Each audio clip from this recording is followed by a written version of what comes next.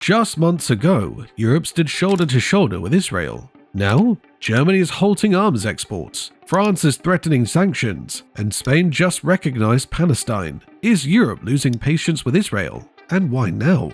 In the aftermath of October 2023, a quiet but powerful shift began sweeping across Europe. Countries that once stood firmly behind Israel are now hesitating. Diplomatic language has turned sharp, public opinion is shifting, and for the first time in decades, key European allies are openly questioning Israel's actions in Gaza. So what changed? Why are long-standing allies growing distant? And could this mark the beginning of a broader political realignment? When Israel was founded in 1948, citizens were given a passport with a very particular line. This passport is valid for all countries except Germany. Historically, there's been a significant level of mistrust amongst citizens of Israel and the Jewish diaspora as a whole towards Germany. The line was eventually removed in 1952 when West Germany signed a reparations agreement with Israel. Also known as the Luxembourg Agreement, West Germany agreed to pay 3 billion Deutschmark to the State of Israel and 450 million to the Claims Conference over a period of 12 years. This wasn't atonement, according to Israel. This was simply to help re-establish Holocaust survivors who'd relocated to the newly established state of Israel after they'd arrived in the country destitute, of course because of how they'd been treated during World War II. Now, it's long been believed that Germany's held a sense of responsibility towards Israel because of the events that had taken place in Nazi Germany. Rabbis at the event praised Merkel for her active efforts to preserve the right of circumcision in Germany, which had been challenged by a German lawsuit in 2012.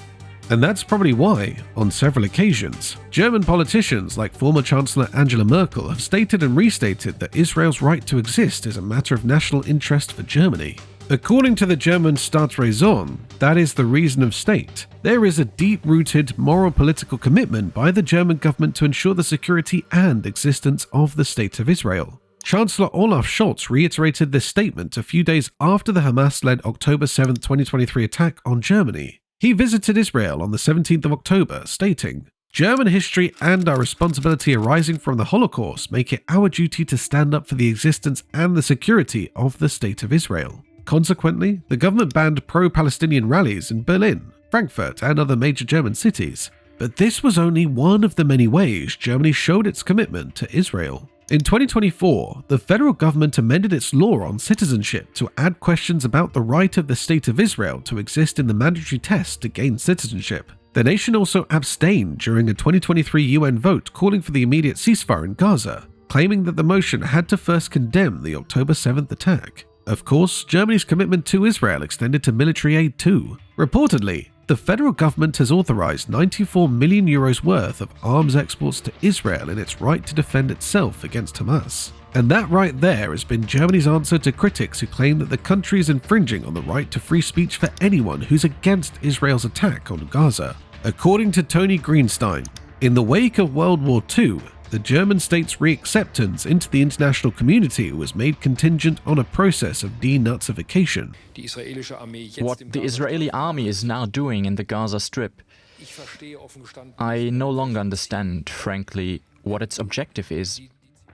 But where exactly do we draw the line? Especially when Israel's existence is a part of Germany's reason of state? Well, according to Chancellor Friedrich Merz, the line has been drawn at the death of approximately 45,000 Palestinians in the aftermath of the October 7th attack, while Germany, ironically, had been the one to lend military aid to Israel, which helped it carry out the attacks. Merz stated that it was no longer justified. This shift follows growing calls from across the political spectrum for a reassessment of Germany's position on Israel. Foreign Minister Johann Wadephul echoed Merz's concerns, while junior coalition partner the Social Democrats have pushed for a halt to weapons exports to Israel, citing potential complicity in war crimes. Germany's commitment to atone for the atrocities committed during World War II has been commendable, but there has been a shift in public perception since the war in Gaza began. In June 2025, a YouGov poll found that only 30% of Germans hold a favorable view of Israel, with a net favorability at -44. Sympathy has shifted towards Palestinians, with 18 to 33% expressing more support for their side. This graph shows that nearly 40% of Germans believe that Israel was right, but has gone too far and caused too many civilian casualties. This marks a historic shift in Germany's attitude towards Israel. While still maintaining an overall allyship, the nation has taken a step back to re-evaluate its blind support for the State of Israel. Could they have allowed Israel to go too far? And Germany isn't alone in this recalibration. Let's turn to another key European power where tensions with Israel are becoming unmistakable. When French President Emmanuel Macron expressed France's openness to recognizing Palestinian statehood, Israel's Prime Minister, Benjamin Netanyahu, accused him of choosing to stand with Hamas. In an interview on April 9, 2025, Macron stated, "We need to move towards recognition. Over the next few months, we will," indicating that France could recognize a Palestinian state within months, potentially at the UN conference in New York in June. Netanyahu responded with harsh criticism, all but calling Macron an idiot for making the assertion. He claimed that this would pave the way for Iranian proxies to further dismantle the State of Israel by establishing a recognized Palestinian state. Macron, however, has stood firm in his commitment towards the Palestinian people. Ironic, isn't it? Considering Macron had once pledged France's unwavering support towards Israel, stating that the nation would stop at nothing to help Israel win the war. France specified that the war was one against Hamas to free the 250 hostages, and not a war on the several thousands of Palestinian civilians who've died during Israel's military operations. The tides have turned. France is changing its stance. But how do we get here? In the immediate aftermath of the October 7 attacks, Macron expressed unequivocal support for Israel's right to self-defense. On October 24, 2023, President Macron visited Israel to reinforce this support. During his visit, he met with Israeli leaders, including Prime Minister Benjamin Netanyahu, and emphasized that Israel is not left alone in the war against terrorism. Macron also met with families of French citizens affected by the attacks, assuring them that France would do everything possible to secure the release of hostages. On se bat pour Gaza, le retour de la paix et de la sécurité, l'humanitaire et une solution politique. However, as Israel's military campaign escalated and civilian deaths in Gaza surged past 30,000, many of them women and children, France's tone shifted. By November 2023, Macron publicly criticized Israel's operations, urging it to stop bombing civilians and warning that the fight against Hamas should not be justifying the flattening of Gaza. By 2024 and into 2025, France began taking concrete policy positions reflecting this change. Macron floated the idea of recognizing Palestinian statehood and later called for an end to arms sales to Israel. He further signaled France's willingness to impose sanctions if humanitarian aid continued to be obstructed. France also co-led diplomatic initiatives, including a joint peace proposal with Saudi Arabia, aimed at securing a ceasefire and establishing a two-state solution. This pivot stained French-Israeli relations. Israeli leaders accused Macron of emboldening Hamas and betraying a long-standing alliance. Yet domestically and across the EU, France's more critical stance mirrored growing public discontent with Israel's conduct and calls for accountability. These graphs show Israel's net favorability in Europe. In France, favorability shot down to -48 as of 2025. From France, the shift spreads further south to a nation whose public opinion on Israel reached its lowest point yet. In the same graph, you'll notice one nation with a remarkably low favorability score towards Israel. Spain clocked in at -55, the lowest among the 6 polled nations. Why? Spain's government unequivocally condemned the assault and expressed solidarity with Israel. Prime Minister Pedro Sanchez labeled the attacks as heinous and affirmed Israel's right to defend itself. During a visit to Israel in November 2023, Sanchez met with Israeli leaders, including President Isaac Herzog and Prime Minister Netanyahu, to convey Spain's condolences and condemnation of the attacks. However, as the conflict progressed and civilian casualties in Gaza increased, Spain's stance began to shift. By late November 2023, Prime Minister Sanchez publicly questioned whether Israel was respecting international humanitarian law, citing the growing number of civilian deaths and the distressing images emerging from the conflict. He stated, "What we are seeing in Gaza is not acceptable." According to the 2024 Elcano Royal Institute Barometer, Spanish public opinion has shown a significant shift in perspectives regarding the Israeli-Palestinian conflict. A substantial majority, 78%, support the immediate recognition of a Palestinian state, indicating strong public backing for this diplomatic move. Furthermore, 60% of respondents believe that the resolution to the long-standing conflict necessitates the establishment of 2 separate states, reflecting increased support for the two-state solution. When assessing responsibility for the ongoing conflict, 48% of Spaniards attribute equal blame to both Israel and Palestine. However, in the context of the current situation in Gaza, 50% hold Israel primarily responsible, while only 16% attribute the main responsibility to Palestine. This marks a notable shift from 2016 when 63% of Spaniards blamed both sides equally, and only a third held Israel mainly responsible. The survey also highlights the influence of educational attainment and political ideology on these views. Individuals with higher educational levels and those identifying with left-leaning ideologies are more likely to support the recognition of a Palestinian state and to attribute greater responsibility to Israel for the conflict. Conversely, among right-leaning individuals, 38% primarily blame Palestine for the current situation in Gaza. Spain's shift from initial support for Israel to vocal condemnation stems from a combination of rising civilian casualties in Gaza, domestic political pressures, and strong public opinion favoring Palestinian statehood. Spain joined Ireland and Norway in formally recognizing the state of Palestine in May 2025, becoming one of the first major European nations to do so during the ongoing war. Rising civilian deaths, strong public opinion, and political pressure converged to push Spain towards a more outspoken, values-based foreign policy, one that no longer shied away from criticizing Israel. Norway, on the other hand, has taken its support for Palestine to a greater extent, doing what many nations are afraid of. Regjeringen har besluttet at Norge vil anerkjenne staten Palestina. Norges anerkjennelse vil tre i kraft 28. mai.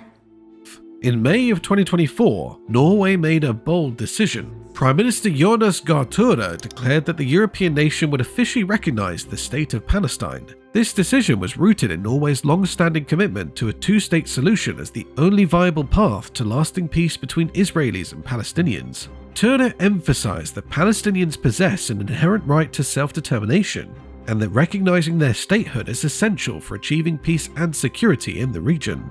Of course, this decision was met with criticism from Israel. The Jewish state revoked the diplomatic accreditation of 8 Norwegian diplomats who were serving as representatives to the Palestinian Authority. Israeli Foreign Minister Israel Katz stated that this decision was due to Norway's anti-Israel conduct, including its support for legal actions against Israel at the International Criminal Court. But Norway viewed the conflict as a low point in the Israel-Palestine conflict, highlighting the necessity of a political solution. Efforts to develop a comprehensive Arab peace vision were underway, with the recognition of Palestine as a key component. Norway collaborated closely with Saudi Arabia and took active steps to garner European support for this initiative, including hosting a high-level meeting of foreign ministers in Riyadh to discuss the plan. Norway's International Development Minister Åsmund Aukrust expressed grave concerns over Israel's military actions in Gaza, asserting that they violate international law and set a perilous precedent for global human rights. Aukrust highlighted specific issues, including the use of food as a weapon and the obstruction of humanitarian aid. He criticized the establishment of the Gaza Humanitarian Foundation, an Israeli and US-backed entity responsible for aid distribution in Gaza, accusing it of militarizing humanitarian assistance and restricting access for United Nations agencies and non-governmental organizations. He also urged European citizens to remain politically active and protest against violations of international law, emphasizing the importance of collective action in upholding global human rights standards. Norway's criticism of Israel's actions in Gaza highlights growing global concern that basic humanitarian rules are being ignored, and that this could set a dangerous example for future wars.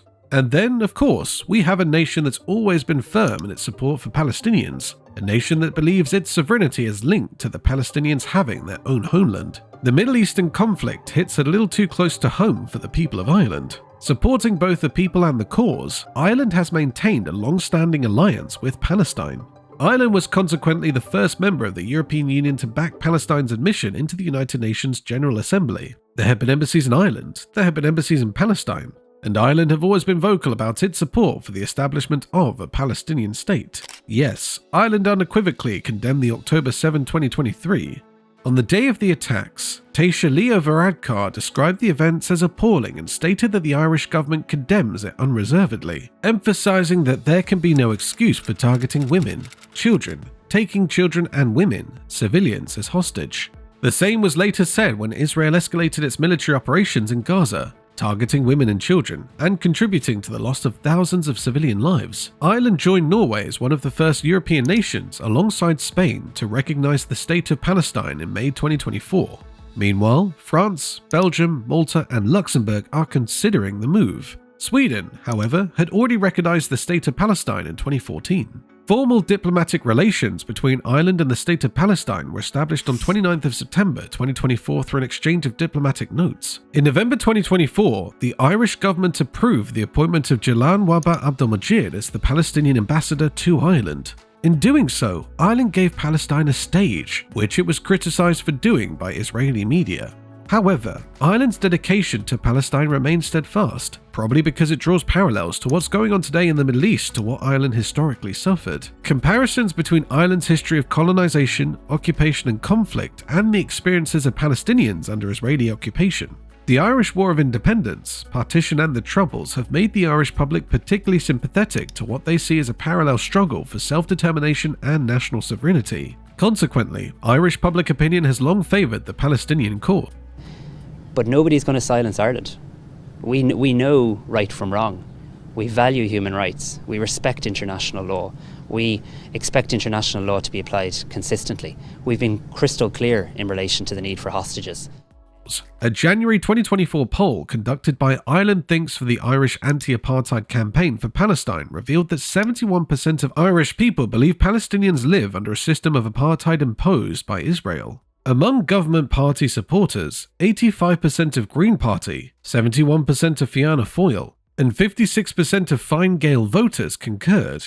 Opposition parties showed even higher agreement. 100% of Solidarity PBP, 90% of Labour, 86% of Social Democrats, 80% of Sinn Féin, and 41% of Aonthu supporters. Ireland sees Palestine as its parallel and is willing to stand up for the Palestinians like they wish the world would have stood for the Irish. Growing condemnation in Europe against Israel's military actions in the Middle East signals a powerful shift in global politics. While every European nation mentioned here today condemned the Hamas-led attacks on October 7th, they also recognize that Israel has escalated its operations against everyday civilians. How long will this go on for?